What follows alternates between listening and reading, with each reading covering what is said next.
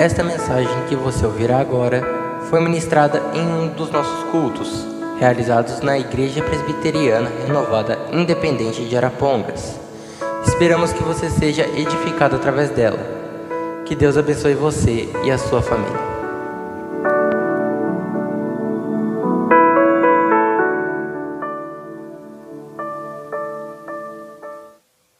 Agora, abrir a palavra de Deus. Abra sua Bíblia no Evangelho de Jesus Cristo, segundo a narrativa de Lucas.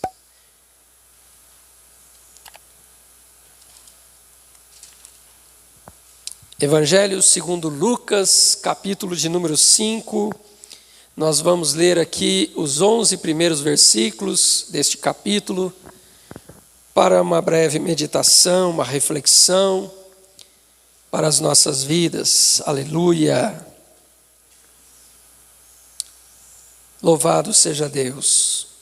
A palavra do Senhor diz assim: E aconteceu que, apertando a multidão para ouvir a palavra de Deus, estava ele junto ao lago de Genezaré.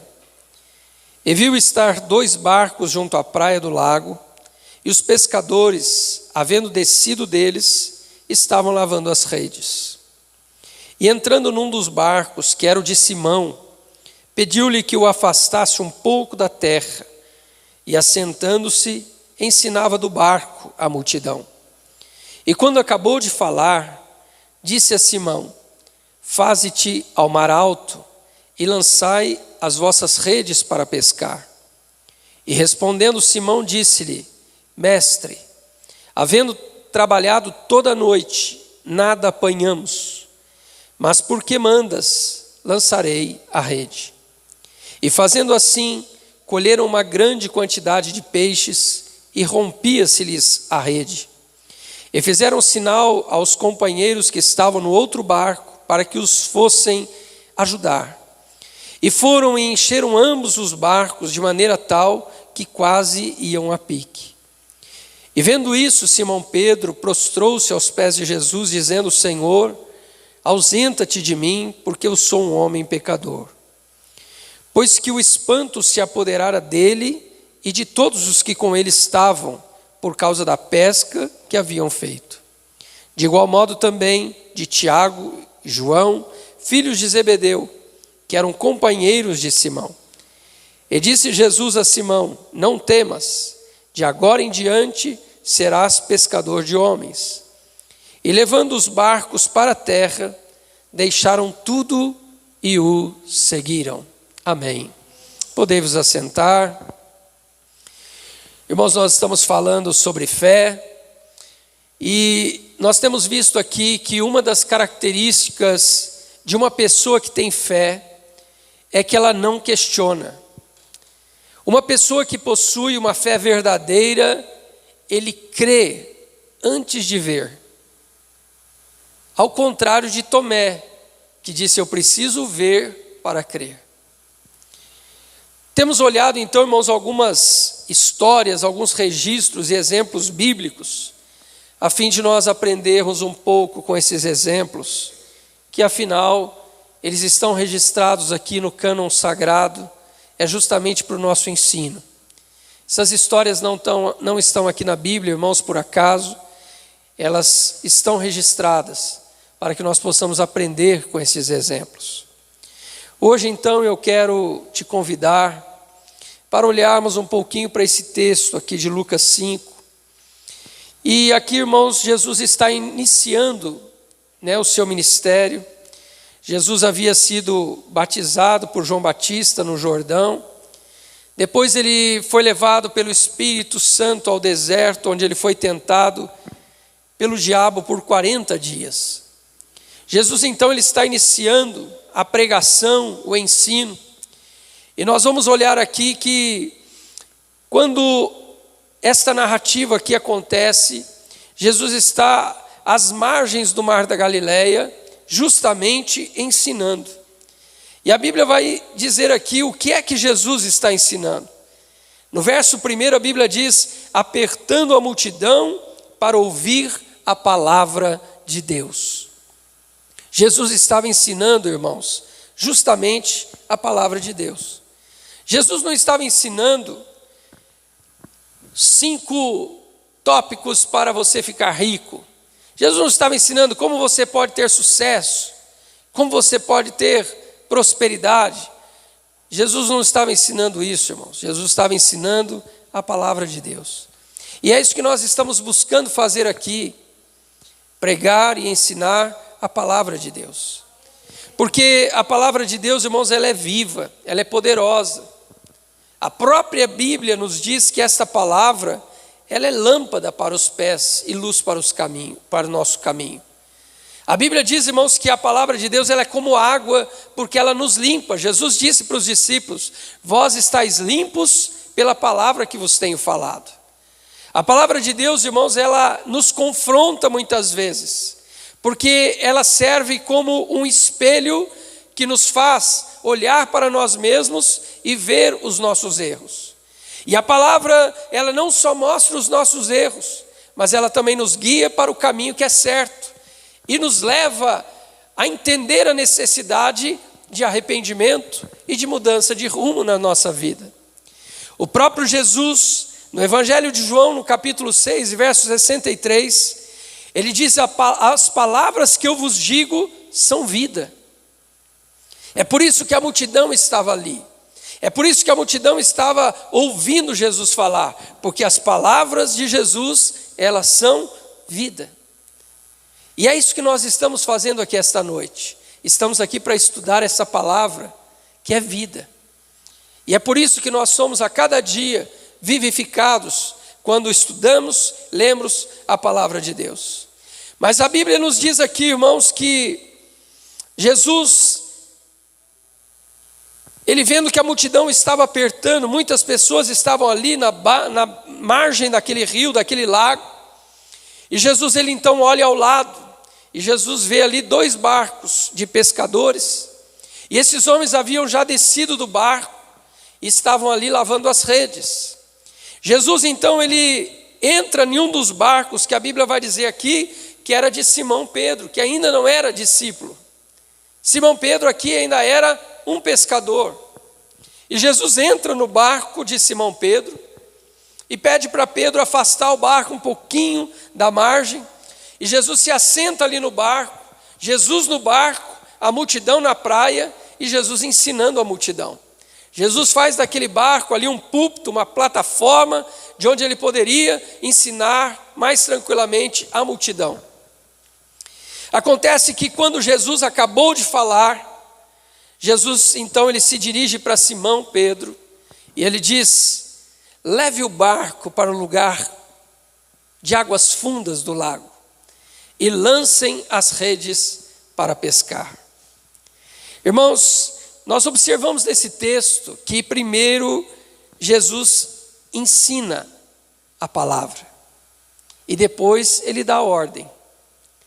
Jesus ele primeiro esclarece, Jesus primeiro ele instrui, para depois nos mandar. Aqui os discípulos, ou Pedro, ainda não era discípulo, como eu disse, ele estava ouvindo o que Jesus falava.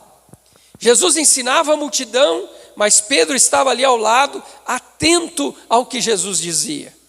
E depois de Jesus falar, depois de Jesus ensinar, é que Jesus então vai dizer: vamos lá para as águas mais profundas, para que vocês lancem as redes para pescar.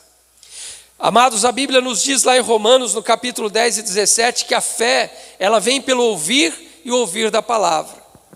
A fé, ela é gerada em nós, através de ouvirmos a palavra de Deus. Infelizmente, irmãos, existem pessoas que leem a Bíblia, de forma crítica. Há pessoas que conhecem a Bíblia, mas quando você conversa com essas pessoas, elas estão sempre procurando encontrar uma falha ou um erro na Bíblia. Infelizmente, essas pessoas estão perdendo o tempo delas, porque a Bíblia é a inerrante palavra de Deus. A Bíblia não tem erros, irmãos. A Bíblia é perfeita, porque embora ela foi escrita por homens falhos, mas ela foi inspirada pelo Espírito Santo de Deus. A Bíblia não é obra de homens, embora os homens tenham sido usados por Deus para escrever a Bíblia. Mas a Bíblia é de autoria do próprio Deus. Por isso nela não contém erros. Na Bíblia não há falhas. Há outras pessoas, irmãos, que leem a Bíblia e conhecem a Bíblia, mas eles dizem assim: a Bíblia são fábulas, são lendas. A pessoa ela lê uma história da Bíblia e ela não consegue crer que aquilo de fato aconteceu. Então ela diz: olha, isso que está registrado aí é uma lenda, é apenas um conto para que fosse usado para ensinar as pessoas. Irmãos, mas nós não cremos assim. Nós cremos que toda a Bíblia, ela é a palavra de Deus. Toda a Bíblia, ela é verdade. A tua palavra é a verdade, diz. Irmãos, e nós cremos então que a Bíblia toda inspirada pelo Espírito, ela é a palavra de Deus. E eu digo para as pessoas, a você que está aqui nos ouvindo, se você ler a palavra de Deus com honestidade, com sinceridade, a palavra de Deus irá gerar fé no seu coração para que você possa crer. Se você de fato ler a palavra de forma honesta, de forma sincera, o Espírito Santo de Deus trará fé ao teu coração e você vai passar a ver aquilo que não é visível aos olhos naturais. Você vai passar a crer naquilo que o homem natural não consegue crer. Paulo diz que para muitos a palavra de Deus parece loucura, mas para nós ela é o poder de Deus. Essa palavra é o poder de Deus. Mas irmãos, vamos à ordem que Jesus deu para Simão. É nisso que eu quero meditar um pouco aqui com os irmãos nesta noite. No verso 4, a palavra de Deus nos diz: e quando acabou de falar, quando acabou de ensinar, disse a Simão: faze-te ao mar alto e lançai as vossas redes para pescar. Irmãos, nós já falamos aqui, nestas pregações que estamos fazendo sobre fé, que muitas vezes as ordens que Deus nos dá, elas parecem absurdas, elas parecem ilógicas. Nós já vimos aqui que Deus ele deu ordem para Noé fazer uma arca no deserto. Há uma lógica humana nisso? Um barco no meio do deserto? Não há. Esse mesmo Deus, ele pede e ele ordena a Abraão que tome o seu filho Isaque, por quem ele havia orado e esperado durante 25 anos. E Deus agora pede para Abraão levar o seu filho e sacrificá-lo. Que lógica humana existe nessa ordem de Deus, irmãos? Alguém que esperou 25 anos por uma promessa, quando recebe a promessa, agora Deus diz: agora você vai e sacrifica a promessa. Não há lógicas. Quando Deus fala para Josué, diante das muralhas de Jericó, aquelas muralhas tão fortificadas, aquelas muralhas enormes, grandes, e ele diz: Josué, convoca o povo e rodeia as muralhas, rodeia a cidade. Rodeia a cidade durante 7 dias. Irmãos, para o olho humano, para o ouvido humano, isso parece absurdo. Por que Deus está ordenando isso? Nós vimos aqui na última ministração, na semana passada, que Jesus estava naquelas bodas de casamento em Caná da Galileia e acabou o vinho na festa. E quando Jesus ele chama os servos que estão ali trabalhando, servindo o banquete, e chega aos ouvidos de Jesus: olha, Jesus, acabou o vinho. Qual foi a ordem que Jesus deu aos serventes? Encham as talhas de água. Que lógica há nisso, se o que faltava era vinho, e Jesus agora está ordenando: enche os vasos com água. Irmãos, nesta passagem que nós estamos lendo aqui em Lucas 5, é a mesma coisa. Quando Jesus disse para Pedro: vamos ao mar alto e lá vocês vão lançar as redes para pescar. Pedro, ele responde para Jesus e ele diz: Jesus, ou mestre, nós já tentamos, trabalhamos a noite toda, mas não pescamos nada. Talvez você esteja ouvindo esta mensagem e você está pensando exatamente como Pedro. Talvez alguém que está ouvindo esta mensagem que está dizendo: Senhor, quantas vezes eu já tentei me libertar desse vício terrível. Alguém talvez está dizendo: Senhor, quantas vezes eu já tentei salvar o meu casamento, mas as coisas não estão caminhando. Talvez alguém diga: Senhor, há quanto tempo eu estou tentando reconquistar a minha família, o meu filho, a minha esposa, mas eles não me perdoam pelo que eu fiz. Talvez alguém esteja dizendo: Senhor, eu estou lutando tanto, eu tenho me empenhado tanto para salvar a minha empresa, e as coisas não estão acontecendo. Eu quero dizer para você que Pedro e esses seus companheiros, irmãos, eles eram pescadores profissionais. Eles não eram aventureiros. Eles tinham uma empresa de pesca. Eles viviam disso. Eles tiravam a sua renda desta atividade. Logo, esses homens sabiam, irmãos, qual era o melhor horário para pescar. Eles sabiam e conheciam este lago, este mar da Galileia, de ponta a ponta. Eles sabiam qual era o melhor lugar neste lago para se jogar a rede.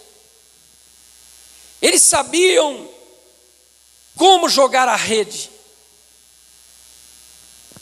Eles eram profissionais. E quando eles ouvem esta ordem de Jesus, talvez isso tenha soado um pouco estranho para eles. Mas muitas vezes, irmãos, nós agimos como estes homens. Nós lançamos a nossa confiança no nosso conhecimento, na nossa capacidade. Nós lançamos muitas vezes, irmãos, a nossa segurança e a nossa confiança, no know-how que nós temos. Ah, Senhor, eu já aprendi, eu já sei isso, eu faço isso. Não é preciso que ninguém me ensine como fazer, Senhor, eu sei como fazer. Mas, irmãos, o que nos chama a atenção aqui é que quando Pedro ouviu a voz de Jesus, mesmo ele sendo um profissional da pesca, mesmo parecendo essa ser uma ideia absurda, Pedro não disse para Jesus: Jesus, essa ideia é absurda. Jesus, essa ordem é absurda. Nós somos pescadores profissionais e nós sabemos que agora não é mais hora de pescar. Nós já pescamos e tentamos trabalhar durante a noite. Senhor, nós sabemos que agora ninguém consegue pescar. Além do mais, nós já lavamos as redes. E quando alguém, irmãos, lança a rede para pescar, mesmo que ele não pesque nenhum peixe, a rede vem cheia de sujeira. Ela vem com galhos, ela vem com vegetações. Muitas vezes não tem peixe, mas tem sujeira. E eles estão dizendo: Senhor, enquanto o Senhor chegou, nós estávamos lavando a rede, então vamos deixar a rede guardada para amanhã, porque amanhã nós vamos voltar a pescar. Mas, irmãos, Pedro não disse isso. Pedro não agiu dessa maneira. Pedro, ele foi humilde para saber que depois de ouvir as palavras que Jesus ensinou, ele era digno de ser aceito. Ele era digno de ser ouvido. É por isso, irmãos, que nós ministramos a palavra, para que as pessoas possam entender que o Jesus que nós pregamos é alguém que é digno de confiança. Aquilo que Jesus fala, Ele faz. Aquilo que Deus promete, Ele cumpre. Ele é fiel para cumprir as suas promessas. Nenhuma das suas promessas cai por terra sem que elas sejam cumpridas. Por isso, Ele é digno de toda confiança. Nós vivemos um tempo de desconfiança. mas Jesus é digno de toda confiança. Amados, Pedro poderia ter dito: Senhor, hoje não tem mais o que fazer. Toda possibilidade de se pescar hoje já cessou. E nós falamos aqui numa outra ministração e citamos uma frase que é dita por George Miller. Esse homem de Deus, ele disse: o campo de ação da fé começa onde as possibilidades cessam. Veja que esses homens, esses pescadores, irmãos, eles tentaram pescar a noite inteira. Eles lançavam as redes, eles recolhiam sem peixe. Eles lançavam a rede, eles recolhiam sem peixe. Eles lançavam a rede e eles recolhiam sem peixe. Isso até amanhecer. Quando amanheceu, eles foram lavar as redes, porque eles disseram: as possibilidades de pescar ainda hoje acabaram. Mas Jesus entra. E Jesus agora está dizendo: lancem as redes ao mar. E Pedro, irmãos, mesmo sabendo que as possibilidades humanas, as possibilidades baseadas nas suas habilidades, já haviam se esgotado, mas ainda tinha a palavra de Deus. Restava-lhes a palavra de Deus. Então Pedro, irmãos, ele diz aqui: Senhor, Mestre, embora nós tenhamos trabalhado a noite inteira sem pescar nada, porém, pela tua palavra, nós lançaremos as redes. Talvez Deus esteja falando com alguém agora. Você que disse: Senhor, eu já tentei. Senhor, eu já lutei por isso. Senhor, eu já me esforcei para melhorar, para me tornar uma pessoa melhor. Deus está falando com você agora. E Deus está dizendo para você: não importa quantas vezes você tentou, não importa se as suas possibilidades já cessaram, lance mais uma vez a rede, porque agora é pela palavra de Deus. Não tente resolver o seu problema conjugal confiando na sua própria capacidade, mas lance a sua rede confiando que Deus pode restaurar.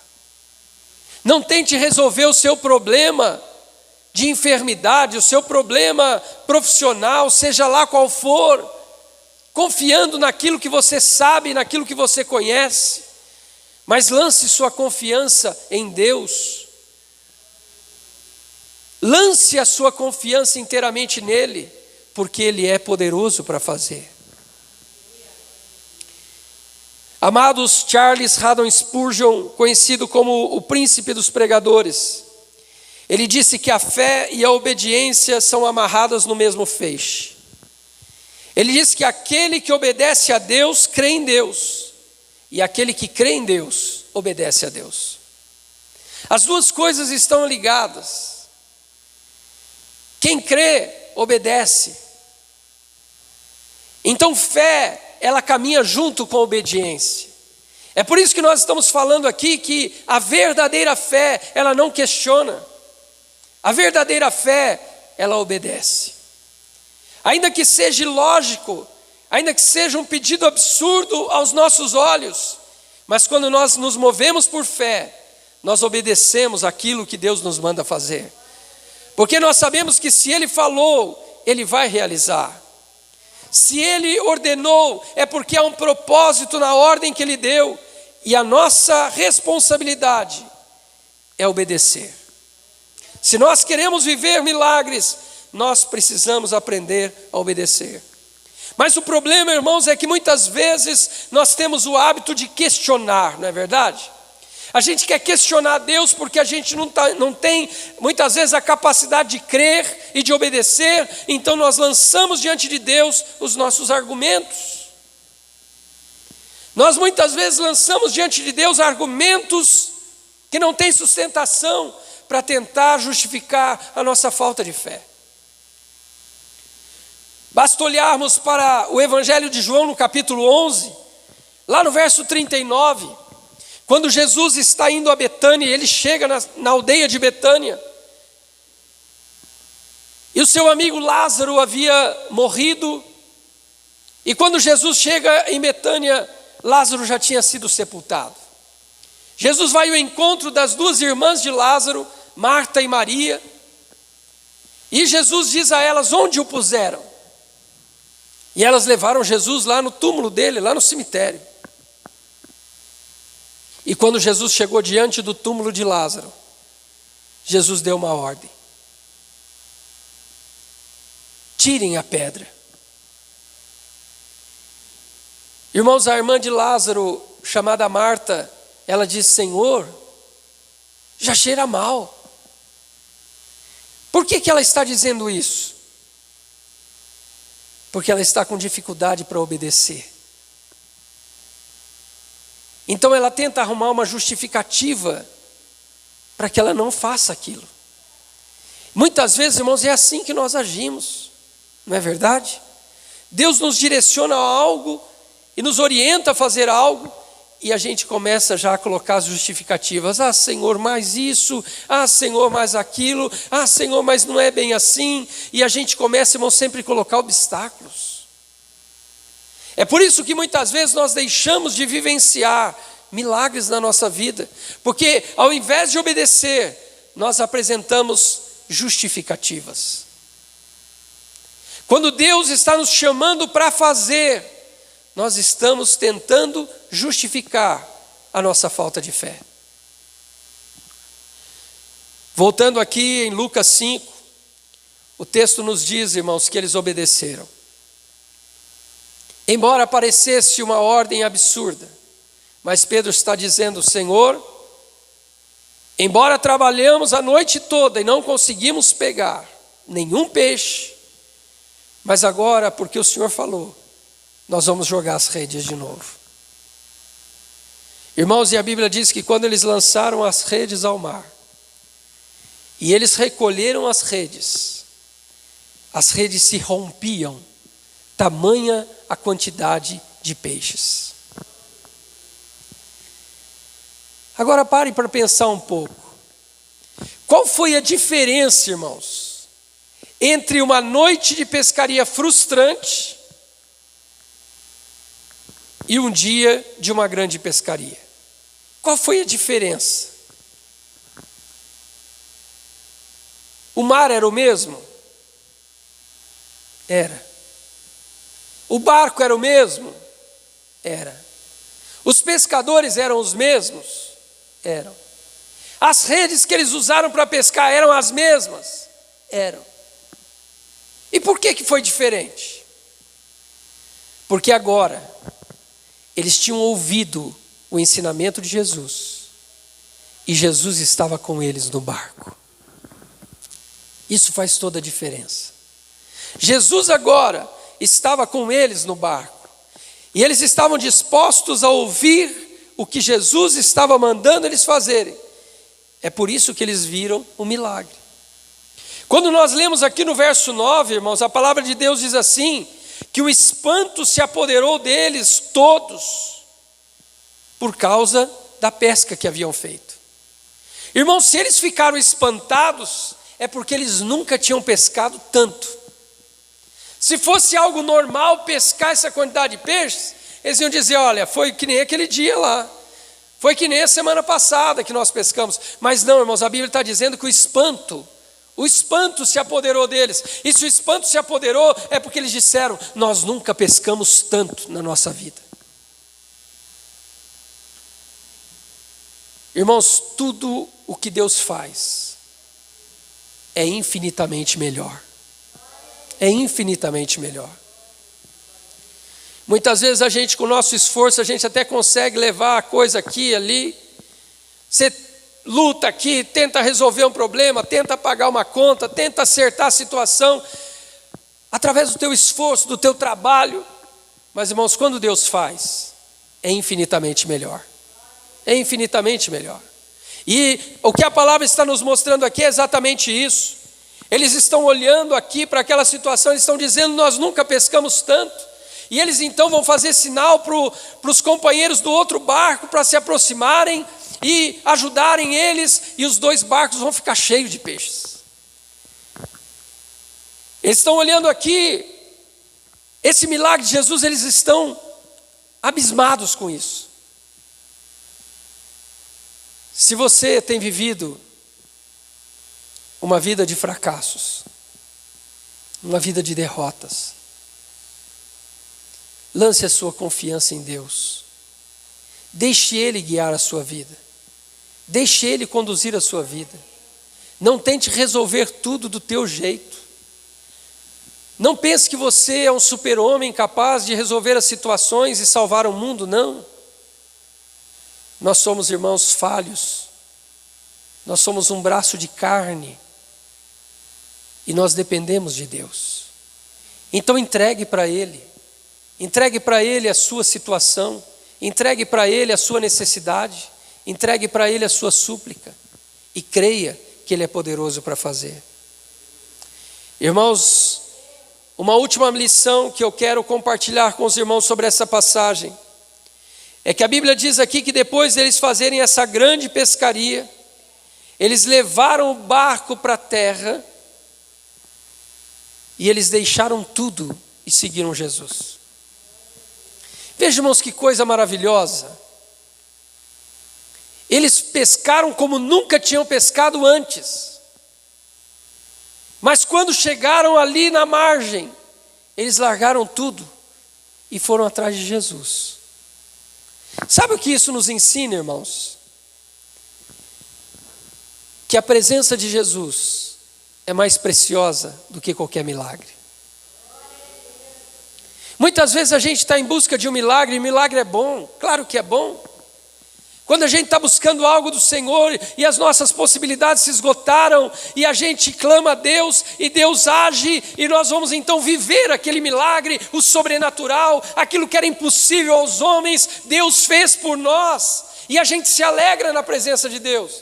Mas, irmãos, o milagre nunca deve substituir a companhia de Jesus. Pelo contrário, o milagre ele deve sempre nos estimular a estarmos mais perto de Jesus. O milagre não deve ser algo, irmãos, que nos distancie de Deus. Infelizmente, há pessoas que clamam a Deus por um socorro, há pessoas que clamam a Deus por um milagre, e quando recebem um milagre, eles viram as costas. Mas, irmãos, aqui, o que a Bíblia nos ensina é que por maior que tenha sido essa pescaria, por maior que tenha sido proveitoso esse dia, nada era mais importante do que estar na companhia de Jesus. O salmista Davi, irmãos, no Salmo 16 e no verso 11, ele expressa da seguinte maneira: na tua presença, Senhor, me encherás de alegria, e à tua direita há delícias perpetuamente. Irmãos, quem quer viver de milagre só, ele vive de momentos. Mas aquele que vive na presença de Deus, ele tem milagre todo dia. Aquele que busca milagre, ele recebe o milagre, ele vai embora. Se você busca Deus para receber uma cura, quando você recebe a cura, Deus não tem mais utilidade para você. Se você está buscando a Deus para Ele te abrir uma porta de emprego e você recebeu então uma proposta e você começou a trabalhar, Deus não faz mais sentido na tua vida. Mas se você está buscando Deus por aquilo que Ele é, os milagres farão parte da sua vida, mas Ele sempre será o mais importante para você. Quando Jesus curou aquele cego Bartimeu, Jesus disse para ele: o que queres que eu te faça? Ele disse: Senhor, eu quero ver. Jesus disse: vê, a tua fé te salvou. Na mesma hora ele começou a ver, irmãos. O que Bartimeu fez? Seguiu Jesus. A Bíblia diz: e seguia Jesus pelo caminho. Por quê? Ele não estava buscando só o milagre. Embora ele quisesse ver, esse era o maior desejo da vida dele, voltar a ver. Mas no momento em que Jesus ministra o milagre na vida dele e a cura, ele enxerga Jesus como algo muito mais precioso do que a sua visão. E ele vai dizer: se ele fez isso por mim, ele pode fazer muito mais. Se ele realizou esse milagre por mim, eu quero estar junto dele, aprender dele, viver em comunhão com ele, porque eu vou receber muito mais. E esta é a verdade, irmãos. É por isso que quando Paulo escreve nas suas cartas, ele diz que tudo aquilo, irmãos, que a gente possa receber nesse mundo é incomparavelmente menor do que aquilo que nos aguarda na vida eterna. Os milagres são bênção de Deus. Mas, irmãos, a maior bênção é ter o nome escrito no livro da vida. Porque a Bíblia diz lá no Apocalipse que aquele que tem o nome escrito no livro da vida, ele vai ouvir do Senhor as seguintes palavras: vinde benditos de meu Pai, e possuí o reino que vos está preparado desde a fundação do mundo. Aquele que tem, irmãos, esta esperança, aquele que tem essa certeza de salvação, ele tem um bem mais precioso que alguém pode ter. Ele tem a certeza de sua salvação, a certeza da vida eterna. A Bíblia diz que adianta o homem ganhar o mundo inteiro se ele perder a sua alma. O bem mais precioso, irmãos, que nós temos, não é a nossa casa, não é o nosso carro, não são as nossas posses. O bem mais precioso que nós temos é Jesus como nosso Salvador. Não abra mão desta bênção. Não abra mão desse tesouro. Valorize a presença de Jesus. Busque a presença dele. Vamos nos colocar em pé. Louvado seja Deus.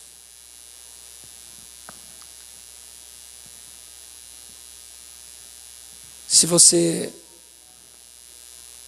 quer essa presença de Deus na sua vida, fale com Ele agora. Diga para Ele: Senhor Deus, eu te quero no meu barco. Eu te quero, Senhor, na minha vida. Eu te quero na minha empresa. Eu te quero, Senhor, no meu casamento. Eu te quero, Senhor, no meu relacionamento com meu filho, com a minha filha. Diga para o Senhor: Senhor, mais importante do que qualquer milagre, mais importante é a tua presença. Querido Deus e Pai, nós te louvamos, ó Deus, pela tua palavra. Ela é tão gloriosa, Senhor. A tua palavra é viva, ela é poderosa. E eu te louvo porque nesta noite, Senhor, nós temos esse privilégio de podermos estar reunidos aqui, meditando nessa palavra. Senhor, eu oro não só pelos irmãos que estão aqui, mas por aqueles que ouvirão também essa mensagem, depois, uma outra ocasião. Senhor, que agora o teu Espírito Santo visite, ó Deus, esse coração, traga conforto, traga consolo, traga restauração, Senhor. Cura, Senhor, este coração que está machucado. Sara, Senhor, as angústias desta alma que está clamando a Ti por socorro. Entra nessa casa, Senhor, entra nessa família, muda a situação, Senhor. Enche essa casa da Tua alegria, Senhor. Enche essa família da Tua presença. Traga, Senhor, paz. Ó Deus, que toda guerra seja dissipada, seja desfeita e que haja harmonia e paz nesta casa. Senhor, abre portas que estão fechadas. Mostra, Senhor, a direção e o caminho para esta vida que está tão carente e necessitada do Senhor. Pai, que esta vida agora, ao ouvir esta mensagem, ela possa lançar a rede de novo diante da Tua palavra e que ela possa, Senhor, se surpreender com aquilo que o Senhor vai fazer na sua vida. Realiza, Senhor, este milagre. Ó Deus, opera nesta vida. Realiza, Senhor, o desejo deste coração. No nome de Jesus. Amém. Amém.